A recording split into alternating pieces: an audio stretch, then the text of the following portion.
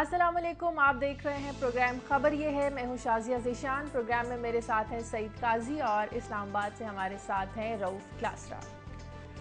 नाजरीन, ये बार बार की आजमाई हुई एक सच्चाई है कि पेट्रोलियम मसनूआत की कीमतों में इजाफा उन तमाम अशिया के निर्ख बढ़ाने का सबब बनता है जिनकी तैयारी या तरसील के किसी भी मरहले में ईंधन के इस अहम तरीन जरिए का इस्तेमाल होता है।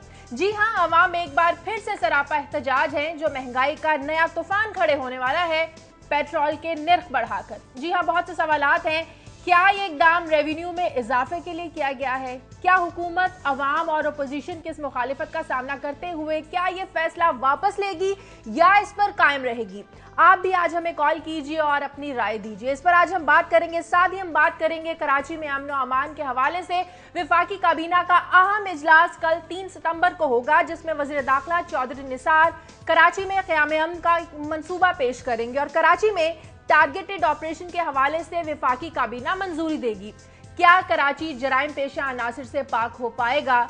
क्या लोगों के दिलों से खौफ के साए और गोलियों की आवाजें खत्म हो सकेंगी? आज हम इस पर बात करेंगे। बहुत दो अहम खबरें आज हमारे शो में, और इससे पहले कि हम इस पर बात शुरू करें, डिस्कशन शुरू करें, खबरें लेंगे क्लासर साहब और काजी साहब से। जी काजी साहब। शाजिया, पहली खबर तो मेरी आपकी खबर से जुड़ी हुई है। एक मनाफ नामी आदमी ने 2 बच्चे अपने हफ्ते की रात लेट मार डाले और फिर खुदकुशी की कोशिश में वो पकड़ा गया।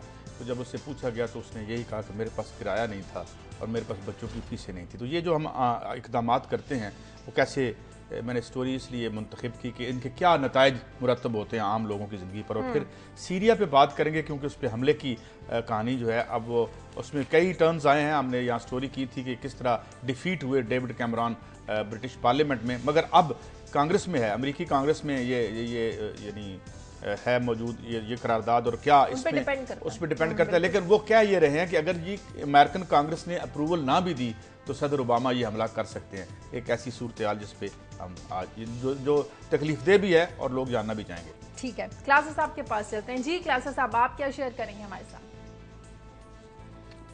जी शाजिया, ये आज 2 स्टोरीज हैं और मेरा ख्याल है दोनों अच्छी खासी इंपॉर्टेंट हैं। एक तो इस्लामाबाद के शहरों के हवाले से है कि आज हम आपको जो इस्लामाबाद का पॉली क्लिनिक हॉस्पिटल है, जो मेन हॉस्पिटल है, इसके सेंटर में वाक़या है, वो कैसे इस्लामाबाद के शहर में मौत बांटना शुरू हो गया है और जो धुआं इसकी चिमनी से निकल रहा है उस धुआं से कौन कौन सी बीमारियां पैदा हो रही हैं और इस्लामाबाद के लोगों की ज़िंदगी को कितने बड़े ख़तरात ये लाहक हो चुके हैं। आज इस पे बड़ी तफसील से बात करेंगे। एक बड़ी अच्छी एक स्टोरी रिपोर्ट है, हमारे रिपोर्टर हैं आज शहजाद अनवर फ़रूकी, उन्होंने फ़ाइल की है, उनसे बात करेंगे। एक और जो आजकल बहुत बड़ा यहाँ पे इशू बना हुआ है वो है नेटो कंटेनर स्कैंडल है। आज हम आपको जो उसकी स्टोरी सुनाए देंगे कि इसके अंदर की क्या कहानी है। एक हुकूमत पाकिस्तान का दावा है या इंक्वायरी रिपोर्ट का दावा है और वो कहते हैं 19,000 के करीब कंटेनर्स गायब हुए हैं। और इस पे हम ये देखेंगे कितने कंटेनर्स पाकिस्तान में से गुजरे हैं, कितने अफगानिस्तान पहुँचे हैं और कितने नहीं पहुँचे। कुछ रिपोर्ट है हमारे पास, आपके साथ वो शेयर करेंगे। और प्लस सबसे बड़ी अहम बात है जो आज तक पाकिस्तान के लोगों को नहीं बताई गई कि नेटो खुद क्या कहता है कि हमारे कितने कंटेनर्स यहाँ पाकिस्तान से गुजरे हैं और अफगानिस्तान पहुँचे हैं और कितने गायब हैं। ये बड़ी इंटरेस्टिंग स्टोरी है कि 3-4 किस्म के क्लेम्स आ रहे हैं नेटो स्कैनर्स के कंटेनर्स के हवाले से। तो वो अंदरूनी कहानी आपके साथ शेयर करेंगे कि ये सारी है क्या, ये कंटेनर्स का असल मामला है क्या। ठीक है क्लासर साहब, इस पर तो बात करेंगे। थोड़ी सी बात पेट्रोलियम मसनूआत की कीमतों में जो इजाफा किया गया, जिस तरह से अवाम सरापा एहतजाज है, अपोजिशन जमातें सड़कों पर हैं, अवाम सड़कों पर है। क्लासर साहब, ये वही जमात है मुस्लिम लीग नून जो आज हुकूमत में है और कल जब पीपल्स पार्टी के दौर में इस तरह पेट्रोलियम मसनूआत की कीमतों में इजाफा होता था, यही जमात अवाम के साथ सड़कों पर होती थी और एहतजाज में पेश होती थी। आज अवाम का साथ कौन देगा? ये बहुत बड़ी ये आपका सवाल है, मेरा कल बड़ा अहम सवाल है। एक चीज़ तो ये देखने के ये मुझे नहीं याद पड़ता कि 110 तक या 109 रुपए ये समथिंग का ये पेट्रोल कभी पहले किया हो या 124 को क्रॉस किया हो लिमिट को। ये पहली दफ़ा मेरा ख्याल है देखने में आ रहा है। काजी साहब मुझे करेक्ट करेंगे अगर मेरा ये फिगर ठीक नहीं है या मेरा दावा ठीक नहीं है कि पेट्रोल की कीमत ये इस लेवल पे पहले तो कभी नहीं गई। अब मुझे समझ नहीं आ रही कि इनको इतनी, ये हमें पहले बताया जाता था कि इंटरनेशनल मार्केट के साथ आपने इनको लिंक कर दिया प्राइसेस को। जो बात हम यहाँ पे बैठ के कहते भी रहते हैं कि इंटरनेशनल प्राइसेस तो आप हमसे लेते हैं लेकिन क्वालिटी ऑफ लाइफ जो है वो मकामी देते हैं। आप वो हमें जाके वो लेवल नहीं देते जो इंटरनेशनल लेवल पे मुल्क को आप खुद ये दुनिया के कुछ चंद मुल्क आप मेरा ख्याल फिर के आई हैं पिछले 1 महीने में। अब आप भी वहाँ क्वालिटी ऑफ लाइफ देख के आई होंगी, चीज़ें देखी होंगी, लोगों को देखा होगा। आप आप बेहतर पोजीशन में होंगे कि लोगों को अगर वहाँ टैक्स किया जाता है वहाँ पे यूरोप में या अमेरिका में या दूसरे मुल्कों में, तो लोगों को दिया जाता है और लोगों को फैसिलिटीज कितना देते हैं। होती कि हम टैक्स पे आप उनको रिलीफ ना दें, बेशक आप लोगों को रिलीफ ना दें, आप लोगों को फैसिलिटीज दें। पैसे क्यों इकट्ठे किए जाते हैं? आपको टैक्स पेयर से पैसे लेने में, आपको रेवेन्यू जनरेट करने में कोई मसला नहीं होना चाहिए, मुझे भी नहीं, आपको भी नहीं, और किसी को भी नहीं होना चाहिए। पैसे नहीं देंगे रियासत नहीं चलेगी। ये बात लोगों को समझाने की जरूरत है। टैक्स भी हमने देना है, इस तरह के आपको इंडायरेक्ट जो आप पे टैक्सेस लगते हैं वो भी देने, लेकिन जो अहम सवाल है कि क्या वो टैक्स आपकी वेलफेयर पे खर्च हो रहा है, आपकी सेहत के लिए खर्च हो रहा है, आपकी तालीम के लिए खर्च हो रहा है, आपके लॉ एंड ऑर्डर, आपकी सिक्योरिटी के लिए खर्च हो रहा है, या चंद लोग हैं जिसकी डिटेल्स हम देते रहते हैं, चंद लोगों के पॉकेट्स में जा रहा है। लोगों को तकलीफ उस वक्त होती है जब उनसे पैसा लेके कुछ लोग हैं, वो चाहे कैबिनेट में बैठे हों, चाहे पार्लियामेंट में बैठे हों, चाहे वजीर हों, या चाहे कहीं पे हों, उनकी जेबों में जाते, करप्शन होती है। हाँ, सो मसला ये है कि टैक्स का पैसा जो है आप लोगों की जेबों से निकाल के किन की जेबों में शिफ्ट करते हैं। That's the real issue. ठीक है कायर साहब, वाकई ये रेवेन्यू में इजाफे के लिए पेट्रोलियम मसनूआत की कीमतों में हर बार इजाफा किया जाता है। यही है, मगर इशू क्या है? इशू ये है कि आपने ये जो एक तस्वुर हुक्मरानी पीछे से आ रहा है पिछली गवर्नमेंट कि आपने लोगों पर पास ऑन करना है ये सारे का सारा बोझ। अच्छा, अब ये है कि एक तो क्लास साहब ने बड़ी सही बात की कि क्या क्वालिटी ऑफ लाइफ आप हमें वो देते हैं जो हमसे पैसे लेते हैं, मगर दूसरी एक और बड़ी हिपोक्रेसी है इसमें। मिसाल के तौर पे खुर्शीद शाह साहब कल असेंबली में कह रहे थे, ओ जी पेट्रोल की कीमत बढ़ा दी आपने, और आप जो है वो हमारे वजीर जो इंफॉर्मेशन मिनिस्टर हैं वो इसको डिफेंड कर रहे थे। कल इनकी पोजीशन बिल्कुल बदली हुई थी, वो बढ़ा रहे थे, ये डिफेंड कर रहे थे। तो क्या अब क्या चीज़ों में प्राइसेस का जो इजाफा है ये पॉलिटिकल पॉइंट स्कोरिंग है सिर्फ, और कुछ नहीं है? कि जब आपकी पोजीशंस बदलती हैं तो आपके नुक्ता है नजर बदल जाते हैं। अब हमें बताया जाता है कितना एहतजाज को पॉइंट स्कोरिंग कह सकते हैं आप। अब मैं जो समझता हूं वो ये है कि यहाँ की जो कि बाला तबकात हैं जिनके पास बहुत माल है, इतना माल है कि पाकिस्तान का 4 दफा कर्जा वापस कर सकते हैं, वो लोग फुट नहीं करना चाहते बिल। वही खलासा साहब जो मेरी फिर बात करते हैं, और आम आदमी जो है वो उसको ये इकोनॉमिक मॉडल है। और मैं जब अपनी स्टोरीज पे आऊंगा, और आज आप पूरी दुनिया में जो अनरेस्ट देखते हैं, जो लोग बिल बिला के घरों से बाहर निकल रहे हैं, वो ये है कि ये मुझे नहीं पता ये कितना अर्सा चलेगा ये खेल, ये चल सकता है या नहीं चल सकता। कि ये जो न्यू लिबरल इकोनॉमिक्स है जिसमें ये तय पा गया है कि भाई जिनके पास पैसे हैं उनसे नहीं लेने, कारपोरेट टैक्स नहीं लगाना, 17% कर देना है, आपका जो गरीब आदमी ने माचिस लेनी है उस पर टैक्स लगा देना है। ये मॉडल, ये इकोनॉमिक मॉडल काम तो वही हो रहा है जो पिछले 5 साल होते रहे, सिर्फ जमात बदली है। इसमें एक और बात, ओएमसी जो ऑयल मार्केटिंग कंपनी के हवाले से भगवान दास साहब की रिपोर्ट पड़ी है, कभी किसी ने खोल के देखने की कोशिश की है? इस पे 22 टैक्सेस लगे हुए हैं, किसी ने बताया कि भाई वो क्यों लगे हुए हैं? तो मेरे ख्याल में ये जो है ना क्रासला साहब, हम ना लिप सर्विस करते रहते हैं, डेमोक्रेसी आ गई है, बहुत बड़ा कोई इनकलाब आ गया है, लेकिन हम वही ऑटोक्रेसी, वही जो माशी डिक्टेटरशिप है उसको कंटिन्यू करते हैं। कभी हम जमहूरियत में रह के, कभी डिक्टेटरशिप में रह के। क्लास परवेज रशीद कहते हैं कि जो तनकीद कर रहे हैं वो काबिल अमल हमें हल बता दें तो हम अपना ये फैसला वापस ले लेंगे। कल जब ये लोग अपोजिशन में थे, इनके पास तो कोई काबिल अमल हल नहीं था। इनको फिर कहते हैं, फिर परवेज रशीद साहब तशरीफ ले आए, फिर आवाम के साथ बैठ जाए आगे। अगर इस काबिल नहीं है कि सोल्यूशन बता सकें, आप मुझे ये बताएं, किसी को हम क्यों वोट डालते हैं, किसी को हम अपना लीडर क्यों चुनते हैं, किसी को क्यों हम ये हक देते हैं हमारी जिंदगी और मौत के फैसले करें? हम इसलिए हक देते हैं, और वो लोग भी दावे करते हैं हम आपसे बड़े ज़हीन हैं, हमारी बड़ी अच्छी इंटेग्रिटी है, हमारे पास बड़े अच्छे प्लान हैं, आप कामनर्स हैं, आपको कुछ पता नहीं आपने अपनी ज़िंदगियाँ कैसे चलानी है, उनको रेगुलेट कैसे करना है, हम आपको आगे गाइड करेंगे, बताएंगे। और ये गवर्नेंस के, ये मेरा ख्याल है हमेशा दुनिया भर में यही बेसिक कंसेप्ट होता है कि कुछ अच्छे लोग जो होते हैं, कुछ ज़्यादा बेहतर आपसे पढ़े लिखे समझदार लोग आगे रूल करते हैं पूरी सोसाइटी में और गाइड करके आगे लेके जाते हैं। अगर परवेज रशीद साहब की ये जो उनका पाल ऑफ उनका विजडम है, मोती के उनके बड़े अकवाल ज़नी को पकड़ा जाए और उन पर बात की जाए, उससे तो यही लगता है कि परवेज रशीद साहब तो आपकी मेरी तरह के आम से इंसान है। फिर तशरीफ ले, फिर हमारे तनख्वाह किस चीज की ले रहे हैं, उसके बाद क्यों बैठे कैबिनेट में क्या कर रहे हैं, फिर हाँ फिर सैलरीज किस चीज की ले रहे हैं, वो तो कामनर हैं। फिर कामनर आदमी की तरह जिंदगी गुजारें, किसी और समझदार इंटेलिजेंट और बड़े आदमी को बैठने दें जो हमें मसाइल का हल भी बताए और आगे सोल्यूशन भी उनके करे। अगर इनके पास सोल्यूशन नहीं है तो वापस आ जाए हमारे साथ आगे ज्वाइन करें, जैसे हम आगे भुगत रहे हैं वो भी भुगते हैं आगे दूसरे। मुझे प्रोग्राम में एक ब्रेक लेनी है, ब्रेक के बाद जब वापस आएंगे तो बात करेंगे कि क्या मुस्लिम लीग नून को वोट देने वाले मजीद महंगाई के लिए तैयार रहे, इस पर बात करेंगे एक ब्रेक के बाद।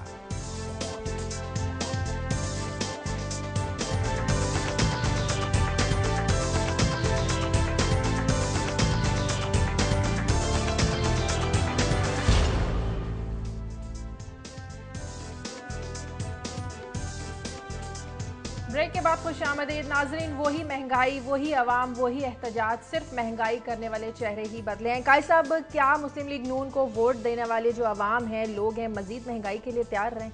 देखिए जी, महंगाई के लिए तो कभी कोई तैयार नहीं होता, ना होगा तैयार बेचारे वो जिस तरह से है, क्योंकि उनके और खुद मुझे लगता है कुछ अप्रीहेंशन मुस्लिम लीग नून के लेवल पे भी है, बड़ा वो काशियसली इस पे चलते हैं, लेकिन उनके वो करें क्या? बात यह है कि ये एक तो बात हमें समझने की ये है कि हम एक आलमी मालियाती निज़ाम का हिस्सा हैं, ठीक है। उससे या तो हम डिफाइंस करें, है इतनी हमें जान, क्योंकि जो ट्रिकल डाउन थ्योरी थी वो तो बैठ गई पूरी दुनिया में कि जी ऊपर वालों को पैसा दे दो तो जो गिलास छलकेगा तो नीचे सारा गिरेगा, तो नीचे भी रेल फेल हो जाएगी। नीचे वाली रेल फेल तो नहीं हुई, ये ट्रिकल अप हो गया, ट्रिकल डाउन तो हुआ ही नहीं। अब ये है कि जो हमारी पॉलिटिकल लीडरशिप है उसका विजन क्या है, उन्होंने अगला इलेक्शन भी लड़ना है, और जिस पेस से ये कीमतों में इजाफा कर रहे हैं। देखिए एक बात याद रखें, एक दो राय हैं। एक राय ये होती है, ओ जी लोग बर्दाश्त ही करते रहते हैं, कुछ नहीं होता जी, ये एक रूटीनिज्म ये, मगर ऐसा नहीं होता। मैं आपको अयूब खान का दौर याद कराता हूँ। एक इजाफा फिर ऐसा होता है किसी कीमत में, जैसे 25 पैसे कीमत चीनी की बढ़ी थी और पूरे मुल्क में मूवमेंट फूट पड़ी थी। तो एक इंडस्ट्रियल अनरेस्ट से बचने के लिए या कि तहरीक क्यों दुनिया में तहरीकें फूट रही हैं, अभी मैं आपको आऊंगा तो ये इससे रिलेट करूंगा सीरिया में क्या। तो ये इकोनॉमिक मॉडल ये कितना सक्सेसफुली चला सकेंगे, वजह ही बनती है, सक्सेसफुल चला सकेंगे या नहीं, ये बहुत बड़ा सवालिया निशान है। जिस तरह अभी यानी आप पूरी दुनिया में देख रही हैं कि एक क्राइसिस है, लोग निकल रहे हैं बिलबिला के बाहर, उधर जो इधर निकल रहे हैं इसी वजह से निकल रहे हैं, इन्हीं कीमतों की वजह से निकल रहे हैं, ये जो आप मिडिल ईस्ट में देख रही हैं। मगर वो उसको फिलहाल कैसे बच रहे हैं, उधर अलकायदा को डाल दिया, उधर जंग कर दी, सीरिया पे हमला कर दो, मगर बेसिकली अंडरलाइंग काजेज यही हैं और हमें भी बचना चाहिए। और इंडिया में भी खतरा है इस हवाले से, इंडिया में जो है बहुत खौफनाक इकोनॉमिक गिरावट आई है। तो ये अगर इसको ये हुक्मरान नहीं देखेंगे तो अमन नहीं रहेगा। एक कॉलर है ज़हीर रहमान लाहौर से। हेलो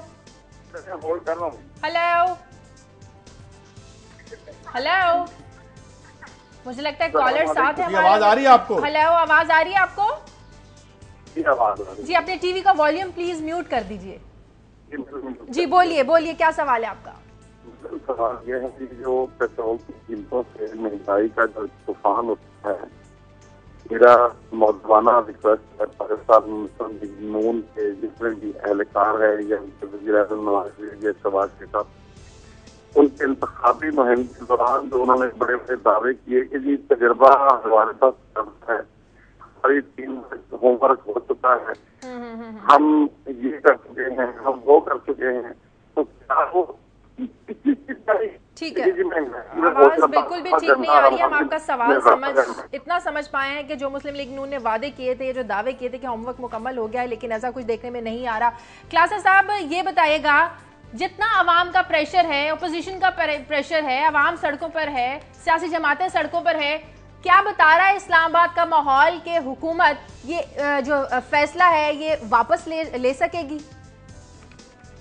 ये कहाँ पे आपको ये शायद दबाव नजर आ रहा है? अभी आपने मेरे जो कॉलर भाई ने अभी कॉल किए, मुझे तो हंसी आ रही थी, मैं उन बेचारों की बेबसी पे, उन्होंने कहा जी मुद्दबाना गुजारिश है। हाँ जी, नहीं, उन्होंने शाहजहा कहा, उन्होंने कहा मुद्दबाना गुजारिश है। मुझे याद आ गया कि हमें तीसरी चौथी जमात में जो हमारे ये प्राइमरी के टीचर थे, हमारे देहाती ये स्कूलों के, वो हमें सिखाते थे कि आपने खत कैसे लिखना है, अपने अफसर का नाम, अपने बड़े आदमी के छुट्टी के कैसे करनी है, तो वो वहीं से शुरू करते थे, जनाब आली इंतहाई मुद्दबाना गुजारिश है कि फिदवी को ये मसाइल है, मेहरबानी फरमाई जाए, हम आपके बड़े मशकूर हैं, बला बला बला।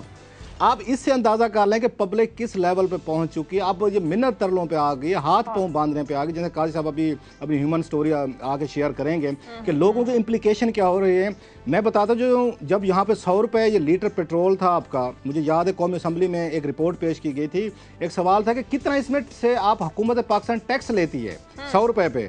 उस वक्त जो बताया गया था 32 रुपीज़ ये पर लीटर हुकूमत पाकिस्तान बराह रास्त इसमें से टैक्स लेते, 70 रुपये के करीब पड़ता है आपको ये तमाम, उसमें आप ये कॉस्ट वगैरह डाल के। उसके बाद 30 रुपये में टैक्स ले रही थी। ये जो 10 रुपये हैं ये मजीद टैक्स है, इसको ले लें कि इस वक्त पाकिस्तान में हर शहरी एक पेट्रोल के लीटर पे 40 रुपए से ज्यादा टैक्स दे रहा है। ये हुकूमत पाकिस्तान के पास वैध टूल है फौरी तौर पर पैसा जनरेट करने का। इनको जब भी पैसों की जरूरत पड़ेगी इनको अपने पीपल्स पार्टी को तो उसमें से निकाल लेंगे। पीपल्स पार्टी को तो इत्तेहादियों का भी खौफ था, डर था कि हमें छोड़ के ना चले जाएं। एमक्यूएम बारहा गई, बारहा वापस आई। मुस्लिम लीग नून को तो ऐसा भी कोई डर नहीं है।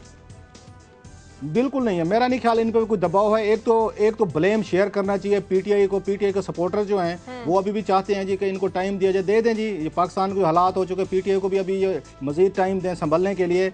जो क्राउड वहाँ पे इकट्ठा हो चुका है असम्बलीज में मादरत के साथ, मुझे अब तक कहीं से कोई, ये 3 महीने होने वाले हैं पार्लियामेंट को, और अब तक कुछ ना कुछ आपको कार्रवाई नजर आनी ये चाहिए थी। हुकूमती बेंचेस पे तो कोई कार्रवाई नजर नहीं आ रही, कोरम भी पूरे नहीं हो रहे, वजीर भी पूरे नहीं है, इनके एमएनएस भी पूरे नहीं है। हम एक्सपेक्ट करते थे, अच्छा पीपल्स पार्टी से हम इसलिए एक्सपेक्ट नहीं करते, वो फ्रेंडली अपोजिशन रहेगी, उन पे बड़े केसेस हैं, उनके सदर साहब अभी बाहर निकलने वाले हैं, 11 केसेस उन पे खुलने हैं, उनके तो समझ में आती है। ये पीटीआई के पास कोई होमवर्क नहीं है। अगर नवाज शरीफ साहब ये फरमाते थे कि हम बड़े तजर्बाकार हैं, हम आएंगे ठीक कर देंगे, तो पीटीआई ने साबित किया कि इनके पास भी कोई होमवर्क नहीं था, इनके पास भी कोई तैयारी नहीं थी। अब तक देखें 10 के करीब स्कैंडल आए हैं, एक भी पीटीआई किसी एक स्कैंडल को प्रॉपर तरीके से कौमी असम्बली में उठाने में, एजिटेट करने में, हुकूमत को बैक फुट पे ले जाने में नाकाम रही है। कोई होमवर्क नजर नहीं आता। इमरान खान साहब खुद पार्लियामेंट में आते नहीं है। बाकी का तो मुझे क्राउड लगता है कि नए नए लोग आप जरूर ले आए, उन लोगों के पास ना टाइम है, इसका मतलब है कोई अपोजिशन देखने में नहीं। डार साहब ने बड़ी अच्छी बात की थी जब वो पावर में आती, पहली दफा शायद मीडिया को फेस कर रहे थे। उन्होंने कहा था भाई क्या कीमतों की बात करते हैं, ये मार्केट इकोनॉमी है, इसमें कीमतें बढ़ती। आप अगर दुनिया में मिसालें देख लें कि मिसाल के तौर पे ह्यूगो शेवर्स अब तो मर गए हैं, वो 12 सेंट का एक गैलन पेट्रोल दे रहे थे, अब भी दे रहे हैं। अब इसको अगर आप 2-3 सेंट का बन जाता है, उनके पास पेट्रोल भी है। लेकिन जिन पॉलिटिकल लीडर्स ने अवाम को रिलीफ दिया है, उन्होंने बगावत की है किसी न किसी हद तक। आलमी ये जो नज़्म नस्क है एक्सप्लॉयटेशन का, इस्तेसाल का और बर्बादी का, उनको रोका है, दरवाजे पे रोका है। उन्होंने कहा भाई ये देखे WTO क्या है कि जी आप टैक्स नहीं लगा सकते, जो बाहर से चीज आएगी, इकोनॉमी आपकी वो मैनेज करेंगे। अब हुआ क्या, एक तरफ तो रियासत टूल बन गई हमारे यहाँ लोगों की सेल्फ एनरिचमेंट का बजाय वेलफेयर के, ऊपर से जो बाहर वाले सेठ आए उन्होंने कहा जी आप भी आ जाएं, ये जो गोरे हैं, हाँ जी आप भी इधर से खाएं, हम भी खाएं, और आवाम के लिए एक तकरीर है, एक इलेक्शन है जो होता है जिसमें आए वोट डालें और हम सब ठीक कर देंगे। नहीं हो सकता। आप जिस वक्त तक इन पैटर्न्स को, और पूरी दुनिया में सीरियसली ये बैच शुरू हो गई है। अच्छा अमेरिका भारत में ये बैच शुरू हो गई है कि ये इसको कैसे फिक्स करें। $16 ट्रिलियन का कर्जा रियासत पे लद गया। माइक्रोसॉफ्ट ज्यादा अमीर है, अमेरिका उसके मुकाबले में गरीब हो गया। कॉर्पोरेशंस बड़ी हो गई, मुल्क छोटे हो गए, ये हो गया है। और ये मुझे लगता है कि it is calling for some kind of एक बहुत तब्दीली के अहद। लेकिन ऐसे हालात से बहुत दूर है कारी साहब अमेरिका। जिस तरह के अवाम इस तरह सड़कों पर यहाँ निकलते हैं, वहां तो नहीं निकलते। देखिए यूरोप में तो निकल आए, पहले यूरोप में ही निकले हैं, वहां भी मेरे ख्याल में देर नहीं लगेगी अगर ये कंटिन्यू हुआ सिलसिला। सही।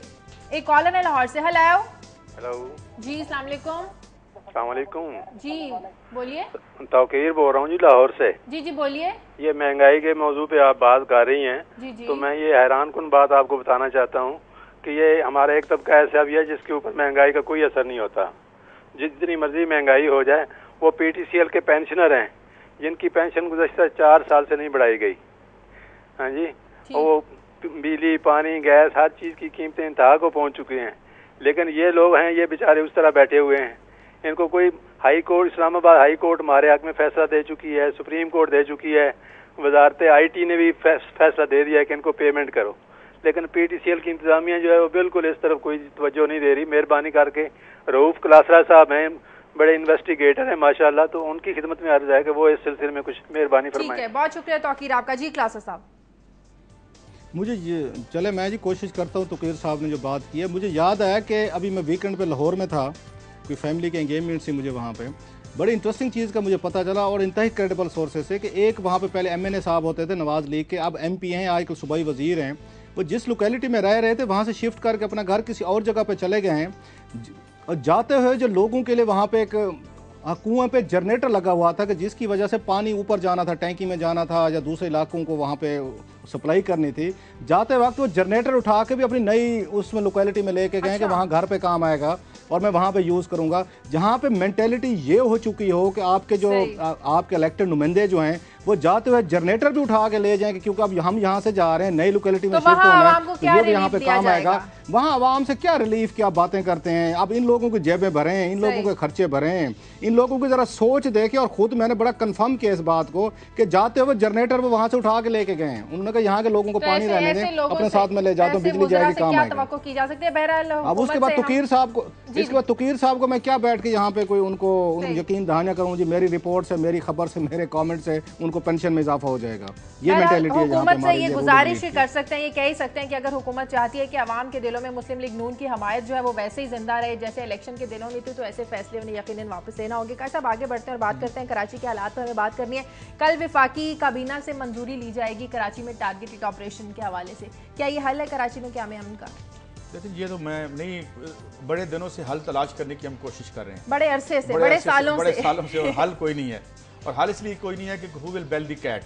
आप जब एक्शन शुरू करते हैं, एक पार्टी के खिलाफ प्रोसीड करते हैं, तो वो कहते हैं जी ये सिलेक्टिव हो रहा है। अच्छा, अब कहते हैं जी अक्रॉस द बोर्ड होगा। अच्छा जी, अक्रॉस द बोर्ड कर दें। अब जब हम सुप्रीम कोर्ट में जब जाते हैं, आपके डीजी जो हैं रेंजर्स के, तो वो बताते हैं जी कि पॉलिटिकल पार्टीज के जी मिलिटेंट विंग्स हैं।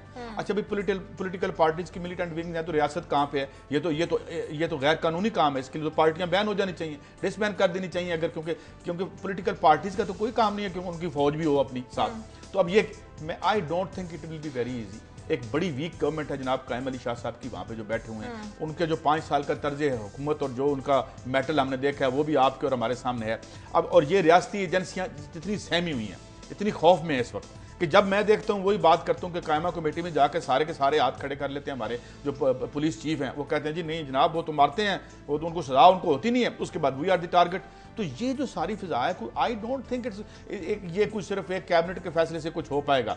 बड़ी आहिनी विल चाहिए होगी और कुछ करना होगा। और ये बात जो है ना कि हम सबको राजी भी रखना चाहते हैं और हम ये साथ चाहते हैं कि अमन अमान भी हो जाए, ये नहीं होता। जो बेनिफिशरी है, जहां पे भत्ता ऊपर तक जा रहा है, अगवा बराए तवान का माल जहां तक जा रहा है, वहां जब तक हम पता नहीं करेंगे कि इसका बेनिफिशरी कौन कौन है, तो और अगर वो नहीं पकड़े जाएंगे तो फिर हमें शक करने का हर हक हासिल है कि इन बेनिफिशरीज में कहीं लॉ एनफोर्समेंट वाले भी तो नहीं है, या उनको पकड़ के इसको ठीक करें। कराची बड़ी अनफॉर्चुनेट सिचुएशन में जा रहा है और अगर इन्होंने इसको ठीक ना किया तो अब कराची जो है आपकी सारी मैशत इस वक्त वहां पे मुर्तकिज है। तो मेरे ख्याल में वी कैन नॉट क्लास साहब, कराची में जिस तरह दूसरी तरफ फौज बुलाने का मुतालबा भी है जो है वो जोर पकड़ता जा रहा है, MQM भी कह रही है अगर फौज बुलाने से वहां अमन आता है, क्या में अमन जो है वो मुमकिन हो पाता है, तो क्या ये ठीक नहीं है? मेरा ख्याल काजी साहब ने, वो कहते हैं दरिया को कूजे में बंद करना, इन्होंने बात तो कर दिया सो मैनी वर्ड्स में, मैं जरा खुल के बात कर लेता हूँ। ये बात बिल्कुल ठीक है कि इसमें सिर्फ लॉ एनफोर्समेंट एजेंसीज ये भत्ताखोरी में मुलविस नहीं है, इसमें हमारी पॉलिटिकल पार्टीज इन्वॉल्व हैं, बहुत बड़े स्टेक्स बन चुके हैं। हर पॉलिटिकल पार्टी ने अब ये सोच लिया है कि हमने लोगों की जेबों से जो पैसे निकालने हैं, हमने निकालने, उसके लिए ज़रूरी है कि हम दहशतगर्द पालें।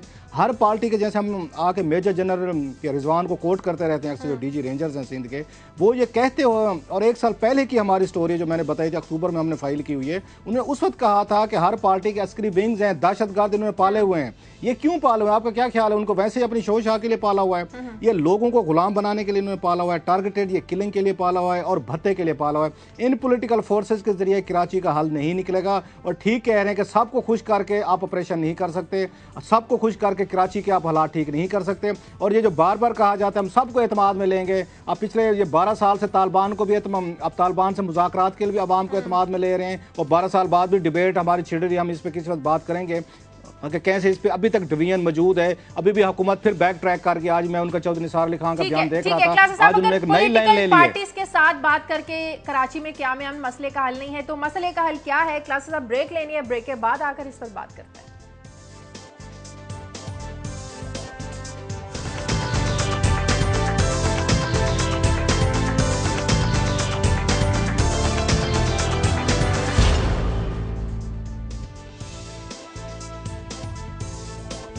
ब्रेक के बाद खुशामदीद। कराची से कॉलर हैं तस्लीम। हेलो जी, अस्सलाम वालेकुम। जनाब, पहली गुजारिश ये है कि काजी साहब हैं, काजी क्लासरा साहब यहाँ तशरीफ रखते हैं, 2-3 चीजें मैं आपसे गुजारिश करना चाहूंगा कराची के हवाले से। जी। सबसे पहले तो चीज आप लोग पता नहीं उस पर क्यों गौर नहीं करते, जो बड़े बड़े हमारे इनपुट पर्सन हैं और हमारे तजिया निगाह है, कराची जो है ना उसका बुनियादी मसला है, कराची एक मफ्तूहा इलाका बन गया है। सियासी पार्टीज ने पूरे कराची को अपनी रियासत समझ लिया है और वहां से 80 की दहाई से एक चंदे की शक्ल में भत्ता शुरू हुआ जो अब एक वबा बन गई है। तो ये जहन में रखें कि ये भत्ता आज या कल या एक साल पहले की बात नहीं है, ये 1980 की दहाई से शुरू हुआ है। ठीक है। तो उसके रूट्स किन किन लोगों के तक हैं और कहाँ है, ये एक तो सबसे अहम चीज थी कि इस पे गौर करना चाहिए।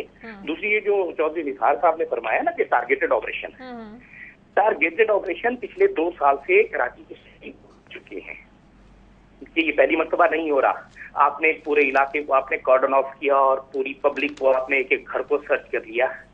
इससे भी कोई फायदा नहीं होगा जब तक बिल्कुल आप एक सिरे से शुरू करके दूसरे सिरे तक नहीं जाएंगे और हर उस शख्स को पकड़ेंगे जिसके पास गैर कानूनी असला है और उसको रोकना चाहिए। और सबसे अहम चीज जो हमारे यहाँ हुई ना, हमने एक बहुत अच्छा मौका था जो इलेक्शन था, इलेक्शन में जाया हमने किया, हमारे लोगों ने किया, खुसूसन इलेक्शन कमीशन ने किया कि कराची जो इस वक्त कहा जाता है ना कि एमक्यूएम का शहर है, कराची 100% एमक्यूएम का शहर नहीं है, उसमें बहुत सारे लोग रहते हैं। ठीक है। और आप लोगों ने ये खुसूसन इलेक्शन कमीशन ने तबाह किया। 4, 5, 6 सीटें ऐसी थीं जो दूसरी पार्टीज के पास जा सकती थी। ठीक है, बहुत शुक्रिया, बहुत शुक्रिया तस्लीम, आपका बहुत शुक्रिया। जी क्लासेस साहब, क्या कहेंगे आप? मेरा ख्याल तस्लीम साहब ने बड़ी इंतहाई खूबसूरत गुफ्तगू की। कराची का खुद भी हैं और ऑफ कोर्स काजी साहब और आपसे मुझसे ये ग्राउंड रियलिटीज़ को तो बेहतर समझते होंगे, वहीं रहते हैं और ठीक उन्होंने बातें की हैं कि आज ये टारगेटेड ये जिस ऑपरेशन की बात कर रहे हैं वो तो 2 साल से जारी है। अब देखना ये है कि इसमें चौधरी निसार अली खान साहब जो है नया क्या उसमें तड़का लगा सकते हैं, जो मुझे तो नहीं, आपस की बात है, मुझे नहीं लग रहा, क्योंकि चौधरी निसार अली खान साहब के कुछ ये पिछले कुछ दिनों के बयानात में फॉलो कर रहा हूँ, मुझे तो थोड़ी ये मायूसी होना शुरू हो गई है। हालांकि मेरी उनसे बड़ी उम्मीदें भी हैं कि बड़े दबंग किस्म के वजीर हैं और कोई बेहतर परफॉर्म करेंगे, कोई बेहतर चीजें आएंगी, मुझे तो वही लगना शुरू हो गया। अगर टारगेटेड ऑपरेशन हल नहीं है, तमाम सियासी जमातों से मिल बैठकर बात करने का कोई फायदा नहीं है क्योंकि वो बेनिफिशरीज हैं, तो तीसरा हल क्या है काई साहब, क्लासा साहब? देखें बात ये है, हल ये है इसका जी मैं ये देखें बात ये है कि हमें एक ऐसी पॉलिटिकल स्ट्रक्चर, जब ऐसी पॉलिटिकल पार्टी की ज़रूरत है जो वाकई ही रिफ्लेक्ट करती हो आम आदमी के जो इंटरेस्ट हैं। यहाँ पे आपने ना बिजनेस प्रपोजिशन बना के आप कर रहे हैं सियासत क्या है, आप पिजारों पे हैं, 7 गाड़ियाँ आगे हैं, इधर गार्ड जा रहे हैं, ये जा रहे हैं। यहाँ जुल्फ़िकार अली भुट्टो और कायदे आज़म लोगों में आके खड़े हो जाते थे तो उनको तो कोई नहीं कुछ कहता था। तो ये ना एक बिल्कुल ना एक डिस्कनेक्ट है, एक और दुनिया है जिससे हमारे लीडर आते हैं, एक और दुनिया है जो वोट देने वाले हैं। तो इनके दरमियान अगर आप ब्रिज नहीं करते, आपको पता हो आप गली मोहल्ले की सतह पे चले जाएं, वहाँ आपकी छोटी छोटी पंचायतें बैठी हों, वहाँ लोगों को पता हो कि यहाँ इस घर में कौन रहता है, ये होगा। और अगर आप ये करेंगे जी कि ये काजी साहब एक सवाल है मेरा आपसे, मैं काजी साहब आपकी बात काट रहा हूँ, मेरा एक सवाल है आपसे, ये है जी वो ये है कि आपने कहा कि ये कैद आज़म और ये भुट्टो साहब जो थे अवाम में आके वो खड़े हो जाते थे, बिल्कुल वेरी ट्रू। आपको लगता है कि आज अगर कैद आज़म हूँ और भुट्टो साहब हूँ वो कराची में या पाकिस्तान किसी शहर में खड़े हो सकते हैं?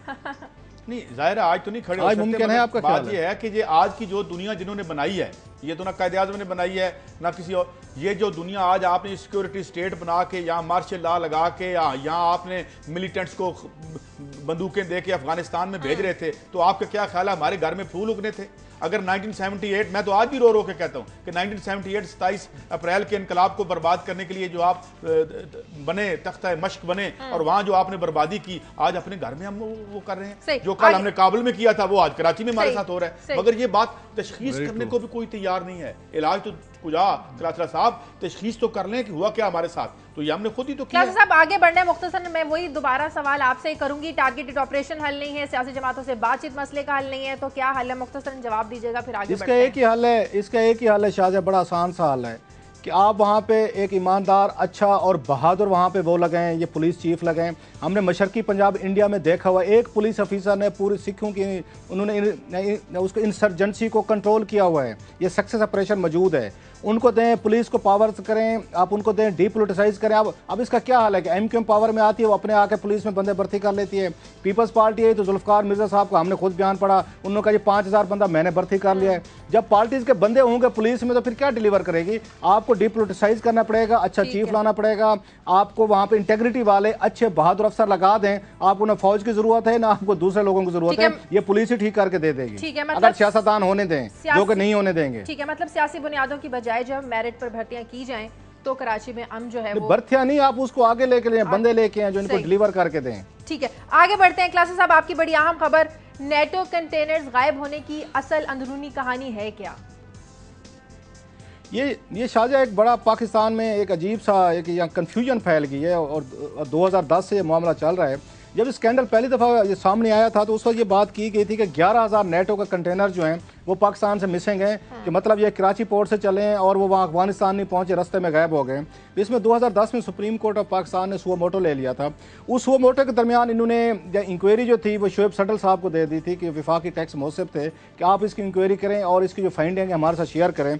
तो शोएब सटल साहब ने जब उन्होंने अपना काम शुरू किया तो इस दौरान उन्होंने ख़त लिखा था ब्रिटिश हाई कमिश्नर को और उनसे कहा गया था क्योंकि आप यहाँ पे नेटो के नुमाइंदे समझे जाते हैं, आप हमें बताएं कि आपके हिसाब से कितने यहाँ पे ये ट्रक या आपके कंटेनर्स गायब हैं। उनका जो खाता है उसमें बड़ी इंटरेस्टिंग चीज़ थी, उन्होंने ये फिगर दी है, वो ये कहते हैं जी कि यहाँ से टोटल जो पाकिस्तान से ये गुजरे हैं अब तक ये कंटेनर जो हैं नेटो के या उसके हिसाब के वो गुजरे हैं या आने थे टोटल जो यहाँ से वो 26,490 जो उन्होंने बुक किए थे 26,490। अब वो ये कहते हैं उन ये 26,490 में से 26,476 वो जो हैं वो ये अफगानिस्तान पहुंच गए। सिर्फ 14 कंटेनर उनके मिसिंग हैं और वो भी वो मिसिंग है जिनको आग लगा कर जलाया गया था, जिन पे यहाँ पे पाकिस्तान में अटैक्स हुए थे या जिनके एक्सीडेंट हुए थे। तो नेटो ये कहती है हमारे सिर्फ 14 यहाँ पे कंटेनर गायब हुए हैं। क्यों गायब हुए हैं? एक्सीडेंट हुए हैं, जलाया गया है, उनको यहाँ पे ख़राब किया गया, एक चीज़। इसके बाद वो जो शोएब सटल साहब थे उन्होंने अपनी फाइंडिंग में लिखा, उन्होंने कहा नहीं, वो ये कहते हैं कि ये जो टोटल कंटेनर्स गायब हैं वो 7,922 हैं और जो कि गायब है। उनका ये कहना था, उनकी अपनी रिपोर्ट थी। अब वजारत ख़जाना इस रिपोर्ट को नहीं मान रही जो शोएब सटल साहब की रिपोर्ट है। वो कहते हैं और वो उसी पे जा रहे हैं जो नेटो का ये कहना है कि पाकिस्तान में ये गलत बात जहाँ पे ये फैलाई गई है कि शायद हज़ारों की तादाद में जो नेटो कंटेनर्स हैं वो गायब हैं। अब वो डीजी रेंजर्स का हमने बयान पढ़ा, वो कहते हैं 19,000 के करीब गायब हैं। असल में कन्फ्यूजन यहाँ पर हो रही है। पहले भी हमने बात की लेकिन सुनने को कोई तैयार नहीं है क्योंकि हाउस की बड़ी खबर नहीं बनती। जो असल कहानी है कि पाकिस्तान का अफगानिस्तान के साथ एक मुआहदा है, अफगान ट्रांजिट ट्रेड उसको कहते हैं, जिसके तहत उनके ट्रेड के कंटेनर्स यहाँ से गुजरते हैं। ये जितने कंटेनर्स गायब हो रहे हैं ये अफगान ट्रांजिट ये ट्रेड के गायब हो रहे हैं, नेटो के गायब नहीं हो रहे। हम इनको दोनों को मिक्स करते हैं। यही बात शोएब सटल साहब के बारे में रिपोर्ट कह रही है कि उन्होंने भी जाके उसको नेटो के वो जो ये कंटेनर्स है उनको शामिल कर दिया, इनके साथ मिक्स कर दिया इन्होंने आके अफगान ट्रांजिट ट्रेड के साथ। इसलिए इन दोनों को डिफरेंशिएट करना ज़रूरी है और बड़े इंटरेस्टिंग फिगर है। जब ये चीज़ सामने आई थी तो उस वक्त कहा गया था 11,000 कंटेनर जो हैं गायब हैं नेटो के। इसके बाद जब शोएब सटल साहब ने इंक्वायरी की तो वो कहते हैं 7,922 गायब हैं। अब जो नया फिगर आया वो कहते हैं 19,000 गायब हैं। अच्छा, नेटो खुद कहते हैं हमारे सिर्फ 14 गायब हैं। सो जो फैक्ट है, हकीकत है, इसका नुकसान ये हो रहा है शाजिया कि जब हम ये नेटो के कंटेनर्स का इतना बड़ा बढ़ा चढ़ा के फिगर दे रहे हैं, वो जो असल इसमें क्रिमिनल हैं जो उसमें स्कैंडल में इन्वॉल्व हैं, जो ये अफगान ट्रांजिट ट्रेड को इस्तेमाल कर रहे हैं कि उनके नाम पे माल मंगवाया जाता है, कराची में उसको वहाँ पे वो करते ऑफलोड करते हैं और वहाँ से खाली ट्रक की जो सीलें भेज जाती हैं चमन के बॉर्डर पे और वहाँ पे जो हमारे सिक्योरिटी फोर्सेज के लोग इन्वॉल्व हैं, हमारे वहाँ कस्टम के लोग इन्वॉल्व हैं, वो आराम से मजे कर रहे हैं, वो घर बैठे हुए हैं, कोई भी फोकस नहीं कर रहा। सारे का सारा जो स्कैंडल है ये अफगान ट्रांजिट ट्रेड का है। बिल्कुल, ये अफगान ट्रांजिट ट्रेड का स्कैंडल है, ये नेटो का नहीं है। नेटो खुद कह रहे हैं हमारे 14 यहाँ पे गायब हैं। और दूसरी बात, ये समझ में आने वाली बात भी नहीं है कि नेटो के 19,000 यहाँ पे कंटेनर गायब हो जाएं, 11,000 कंटेनर गायब हो जाए। नेटो का एक प्रॉपर प्रोसीजर है, एक उनका प्रॉपर उनकी हैंडलिंग है, ऑर्डर्स होते हैं, GPRS उनका सिस्टम है जिसके जरिए वो कंट्रोल करते हैं। इसलिए ये एक नया तमाशा बन चुका है पाकिस्तान में कि जो ये उस अफगान ट्रांजिट ट्रेड का स्कैंडल था, हमने उसको नेटो स्कैंडल में आके उसको कन्वर्ट कर दिया है। और ये खुद इस पे वजारत ये खजाना के पेपर्स है मेरे पास, उन्होंने बड़ा ये बात क्लियरली लिखा है कि पाकिस्तान में बहुत बड़ी कंफ्यूजन है और ये गलत तरीके से फैलाई जा रही है। हमें फोकस करने की जरूरत है जो उस इलीगल ट्रेड हो रही है उसके जरिए, अफगान ट्रांजिट ट्रेड के जरिए हो रही है। ठीक है क्लासेस साहब, मजीद खबरें भी हैं, कैसा भी खबरें में वो भी हमें नाज़रीन से शेयर करनी है, लेकिन प्रोग्राम में मुझे ब्रेक लेनी है। ब्रेक के बाद वापस आते हैं।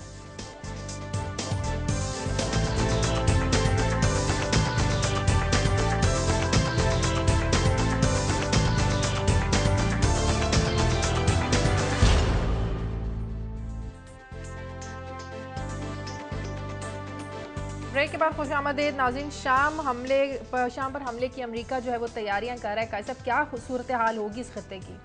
खित्ता तो खैर पहले ही बहुत ज़्यादा डिस्टेबलाइज हो चुका है इराक की वजह से, मगर जो वजूहात वो बयान करें मैं उस पर बात करना चाहता हूँ आज। वो कह रहे हैं जी केमिकल वेपन्स उन्होंने इस्तेमाल किए हैं। अभी यूएन की, यूनाइटेड नेशन की रिपोर्ट नहीं आई, लेकिन अगर ये इतनी ही कोई बुरी चीज़ है केमिकल वेपन्स, तो जो डिप्लीटेड यूरेनियम आपने इराक की जंग में इस्तेमाल किया था और जिसपे आज तक आपने इराक से वो रिपोर्ट नहीं आने दी, यूनाइटेड नेशन ने दबा रखी है कि जिसकी वजह से हर बच्चा, दूसरा तीसरा बच्चा कैंसर ज़्यादा पैदा हो रहा है और एक बहुत बड़ा ह्यूमन क्राइसिस बन गया है इस केमिकल के इस्तेमाल की वजह से, जो इराक जंग में हुआ था या फिर इससे पहले जब सद्दाम ईरान के खिलाफ इस्तेमाल कर रहा था तो तब तो अमेरिका को भी इल्म था।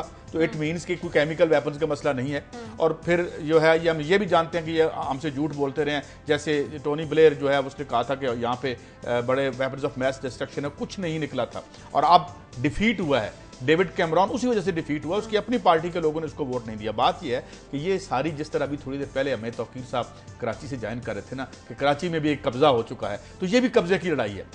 अब शाम में तेल तो ज़्यादा है नहीं, लेकिन उसकी स्ट्रेटजिक जो लोकेशन है वो बड़ी आम है। वहाँ पर रूस की भी है, उसने एक बंदरगाह इसके पास है किराए पे, और यानी और चाइना ज़रा खामोशी से देख रहे क्या कहानी है क्या नहीं है, क्योंकि उसकी हर जगह आजकल उसने माल फेंका हुआ है, उसकी इंटरेस्ट बहुत सारी जगह पे है। तो इसमें सबसे बड़ी सफरिंग क्या है, मैं इसको इस तरह कंक्लूड करता हूं कि मिस्र के शाम के अवाम उठे बशार अल असद के खिलाफ, क्योंकि उसने न्यू लिबरल इकोनॉमिक्स, यही पेट्रोल वाली पॉलिसियां जिस पे हम रो रहे हैं, वो उससे जब उसने अवाम की, जब वो लोग उठे तो उस मूवमेंट को बर्बाद करने के लिए इन्होंने बीच में अलकायदा डाल दिया अमेरिका ने। अब ये अलकायदा हमसे बात करते हैं, वहां पे तो इनको वो सपोर्ट कर रहे हैं, यहाँ ये कहते हैं हम अलकायदा बहुत बड़ा खतरा है और हमने बड़े ड्रोन मारने हैं, इनको खतरा। ये जो उनकी दो रुखी है, इससे हमें अंदाजा होता है कि इनका मकसद सिर्फ कब्जा रखना होता है, दुनिया के वसाइल और पैदावार दुनिया पर होल्ड और उसके वसाइल जो है, उसकी जो मादनियात हैं, वो इनका इशू है। और कब अवाम और लोग इनसे तंग आके, जब भी ये मिस्र में भी यही हुआ, इसमें उसको मूवमेंट को उन्होंने जो है वो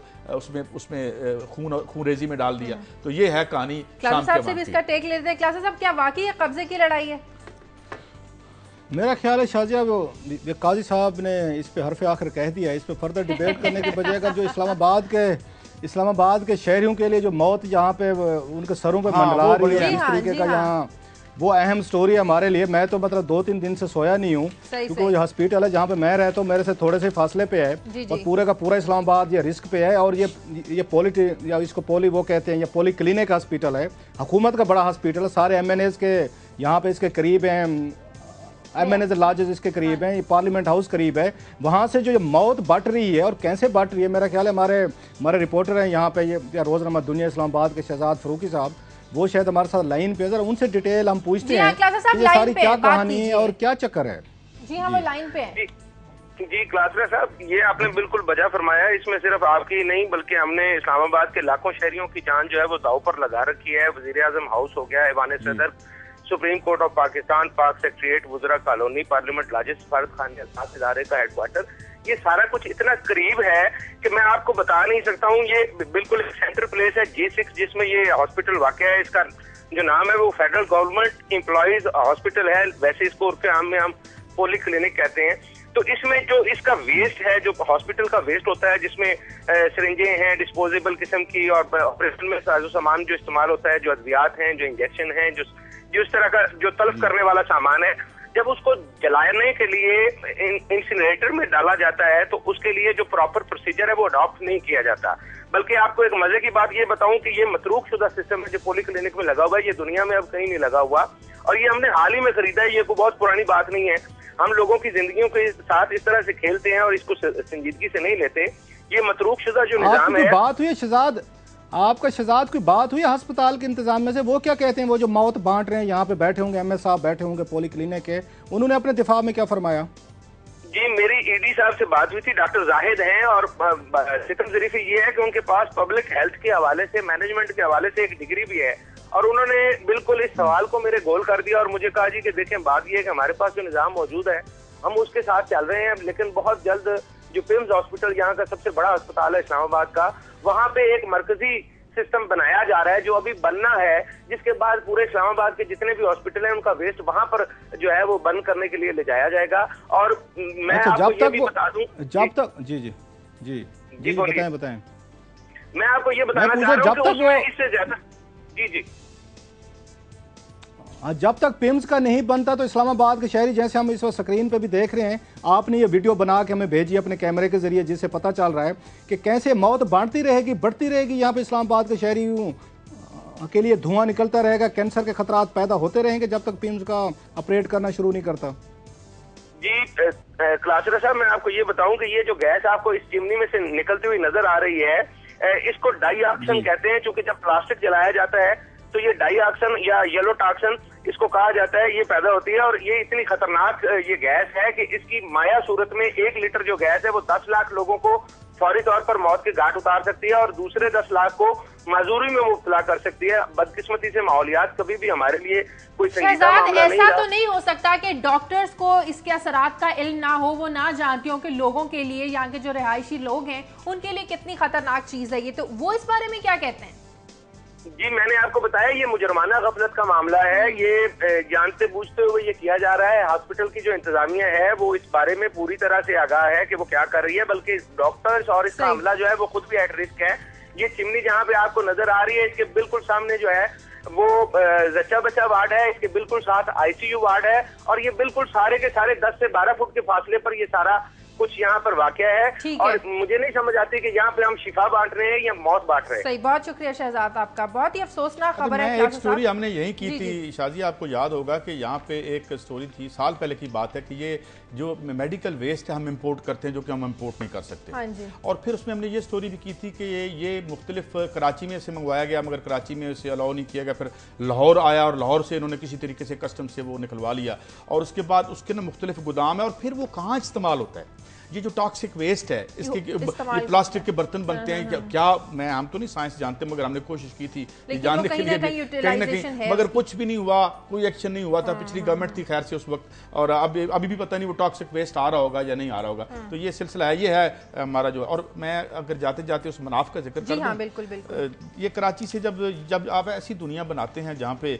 आपने जो है वो ये कीमतें बढ़ाते हैं, बर्बाद करते हैं लोगों को। तो मैं मुनाफ की कहानी देख रहा था जिसने अपनी 4 साल छोटी सी बच्ची को है वो मौत के घाट उतार दिया, अपने बेटे को जो है, और उसके बाद उसने खुदकुशी की कोशिश की और उसे पकड़ लिया गया। तो जब उससे पूछा उन्होंने कि क्या है, तो उसका कहना था कि मेरे पास इतना घर का किराया है और ना ही मेरे पास बच्चों की फीस है, बच्चों के नाम कट चुके हैं। और मैं ये एक मिसाल है। को मारना ही वाहिद हल है कैसा? नहीं, we drive people to the limits. देखें एक आदमी कितना प्रेशर बर्दाश्त कर सकते हैं। कौन अपने बच्चे का, तो खराज भी बच्चा, उसके पागल होने में कोई वक्त लगा होगा, कोई प्रेशर लाया होगा। इसको अप्रिशिएट नहीं कर सकते, इसके अप्रिशिएट हम नहीं, जिस तरह हम कैंसर को अप्रिशिएट नहीं कर सकते, जिस तरह हम बुखार को अप्रिशिएट नहीं कर सकते, इस तरह इसको भी नहीं कर सकते। मगर बुखार के लिए कुछ इलाज होते हैं, कुछ पेशबंदियां हम कर सकते हैं कि हम ऐसी चीजें जो ऐसी ह्यूमन मिजरी है, कुछ तो ऐसी मिजरीज है ना जो तकलीफें जो इंसान के अभी बस में शायद ना हो या नहीं भी है, लेकिन कुछ तो ऐसी हैं कि हम कर सकते हैं। हमें पता है कि एंटीबायोटिक से आपके जिस्म का बुखार, आपका जख्म ठीक हो जाता है और वो हमारे पास मौजूद है, उसके गोदाम भरे हुए हैं। और एक आम आदमी की जेब में 4 टके नहीं है कि वो लेके अपने आप को इस मिजरी और तकलीफ से, और उसके बाद हमने क्या दर्द का व्यापार बना दिया। ये जो आपका हेल्थ का निज़ाम है, ये दर्द का व्यापार बन गया। मैंने पूछा एक डॉक्टर साहब से कि डॉक्टर साहब, अगर एक आदमी को लिटा के उसे कहेंगे पैसे निकालो तो फिर तुम्हारा इलाज करेंगे, तो 302 लगनी चाहिए या आपके इरादा कत्ल? तो ये सारे जो ना हम अनकॉन्शियसली इतने ब्रूटलाइज हो चुके हैं कि इन चीज़ों को हम नहीं देखते। और जब तक ये निज़ाम है, हमें मेरे ख्याल में इसको बर्दाश्त करना। प्रोग्राम का वक्त खत्म हो गया। क्लास साहब, काजी साहब, नाज़रीन, प्रोग्राम के लिए आप हमें फीडबैक दीजिए खबर@दुनिया TV.tv पर। कल तक के लिए इजाज़त दीजिए, अल्लाह हाफ़िज़।